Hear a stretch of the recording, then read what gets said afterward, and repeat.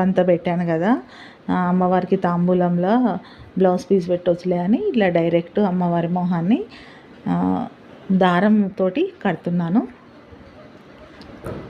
ఇట్లా కట్టి రెడీ చేసుకొని ఇప్పుడు చీర కట్టిస్తాను. సైడ్లకు ఇట్లాంటిది ఒకటి స్కేళ్ళు కట్టాను. ఏదన్నా కట్టే ఉంటే కట్టెతోటి కూడా కట్టొచ్చు మనము. ఇక్కడ నేను చీరకు బ్లౌజ్ కుట్టించాను. అయితే ఇట్లా తొడిగిచ్చి కడదామని ఇట్లా తొడిగిచ్చి పిన్నీసులు పెట్టిన తర్వాత చీర కట్టిస్తాను. ఇట్లా చీర కట్టించేసి నగలన్నీ అలంకరించేసాను. తర్వాత నైవేద్యానికి మనము పూజకు ముందే అన్నీ రెడీ చేసి పెట్టుకోవాలి. మనం పూజకి ఏమేమి కావాలనో గంధము, పసుపు, కుంకుమ, అక్షంతలు, కలశంలో నీళ్ళు,